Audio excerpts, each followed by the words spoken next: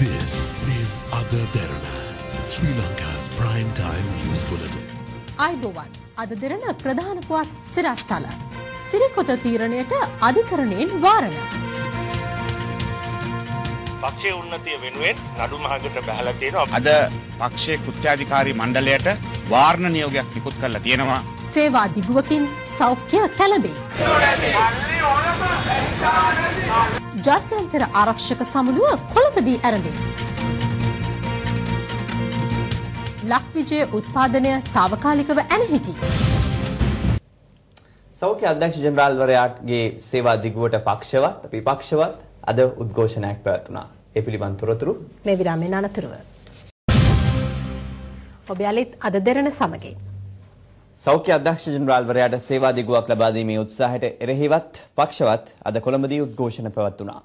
මෙතර සෞඛ්‍ය අමාත්‍යාංශයේ ඉදිරිපිටදී සෞඛ්‍ය අධ්‍යක්ෂ ජෙනරාල්වරයාට සේවා දිගුවක් ලබා දීමට එරෙහිව පැවැත් වූ සත්‍යග්‍රහය නතර කිරීමට මාලිගා කන්ද මහිත්‍රාත් අධිකරණය අද වාරණ නියෝගයක්ද නිකුත් කළා.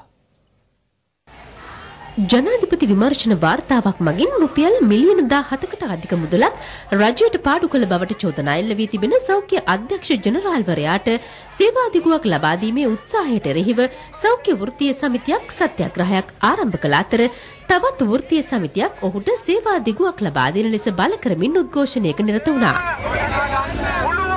සංකේතවත් කිරීමටයි කරේ. අපි මේ සම්බන්ධව අපි පිළිලෙක් සමග අපි විරුද්ධව කතා කිරීමට සූදානම්. සේවා වෘත්තීය සමිති සම්මේලනයේට ජයවා. ඔබට ඩීජීට ජයවා.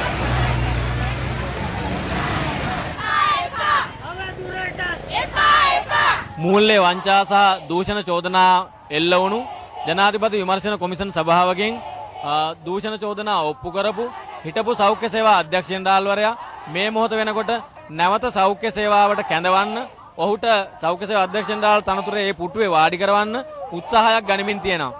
ඒ උත්සාහය පරාජය කරලා සෞඛ්‍ය සේවාවේ අවංක භාවය ඉදිරියට අරගෙන යන්න මෙරට ජනතාවට වඩා හොඳ සෞඛ්‍ය සේවාවක් සලසන්න ඔහු නැවත ගෙනීම වළක්වන්නයි අපි මේ සත්‍යග්‍රහ ව්‍යාපාරය අඛණ්ඩව ක්‍රියාත්මක කරන්නේ.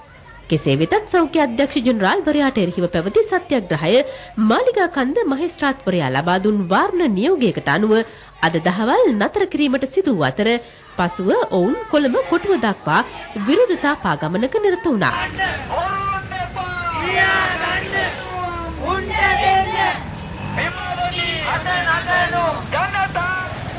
මේ අතර අධ්‍යක්ෂ ජෙනරාල්වරයාට පක්ෂව සෞඛ්‍ය සේවා වෘත්තීය සමිති සම්මේලනයේ කැඳවුම්කරු රවි කුමදේශ් මහතාගේ ප්‍රධානත්වයෙන් පැවති උද්ඝෝෂණයද පසුව අවසන් වුණා. වෛද්‍ය උපුල් අජිත් මෙන්ඩස් මහතාගේ සේවා දිගුව ඉස්තර ගන්න කබයමු කියන කාරණේ මේ මොහොතේ වැරදි මතවාදයක් රටට ප්‍රචාරය කරමින් තිබෙන නිසා ඒක නිවැරදි කළ යුතුයි අපේ වෘත්තීය සමිති විසින්. ඒ නිසා ඒ නිවැරදි කිරීමේ ක්‍රියාමාර්ගය අපි කරනවා. මේ රටේ ඕනෑම ක්‍රියාවලියට ක්‍රියාකාරී රාජ්‍ය නිලධාරීන්ගේ අවශ්‍යතාවයක් තියෙනවා. ඔවුන්ව අභියෝගයට ලක් කරන කුමන්ත්‍රණ ජාවාරම් බොහෝ ප්‍රමාණයක් තියෙනවා. ඒකෙන් එකක් අද දවසේ සෞඛ්‍ය අමාත්‍යාංශය තුල ක්‍රියාත්මක වෙනවා. මේකට මුහුණ දෙන එක සෞඛ්‍ය අමාත්‍යවරයාගේත් වගකීමක්. ඒකට මුහුණ දෙනවා නම් ඒකත් එක්ක අපි ඔබතුමාත් එක්ක ඉන්නවා.